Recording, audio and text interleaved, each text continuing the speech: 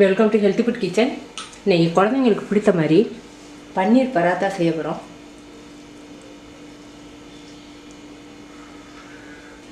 ரொம்ப டேஸ்ட்டாக ரொம்ப நல்லாயிருக்கு, நல்ல சாஃப்டாகவும் இருக்குது.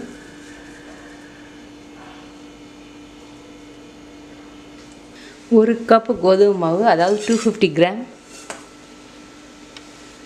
தேவையான அளவுக்கு உப்பு, ஓமம் ஒரு அரை ஸ்பூன் மட்டும், கசூரி மேத்தி ஒரு ஸ்பூன். இதில் ஒரு 1/4 கப்பு மட்டும் பால் ஊற்றுறேன். பால் கொஞ்சம் இளஞ்சூடாக இருக்கணும்.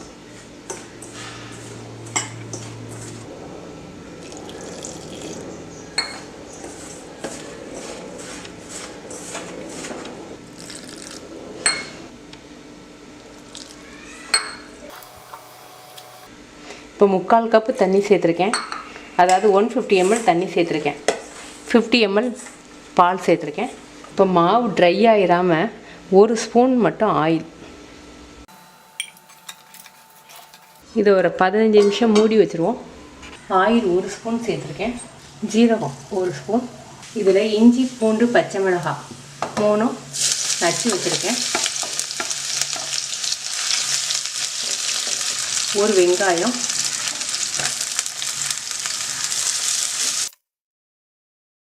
குடமிளகாய் ஒரு கைப்பிடி அளவு, ஒரு கேரட்,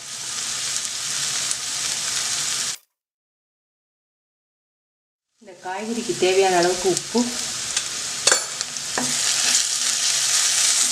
சில்லி பவுடர் அரை ஸ்பூன், மஞ்சள்தூள் 1/4 ஸ்பூன், ஜீரா பவுடர் அரை ஸ்பூன், மல்லி பவுடர் ஒரு ஸ்பூன், ட்ரை மேங்கோ பவுடர். தக்காளி சேர்க்கவே இல்லையா, அதனால் புளிப்பு சுவைக்காக இதை சேர்க்குறேன். உங்கள்கிட்ட இந்த பவுடர் இல்லைன்னா லெமன் ஜூஸ் ஒரு 3 ட்ராப் 4 ட்ராப் சேர்த்துக்கலாம். கரம் மசாலா, இதில் துருவின பன்னீர்,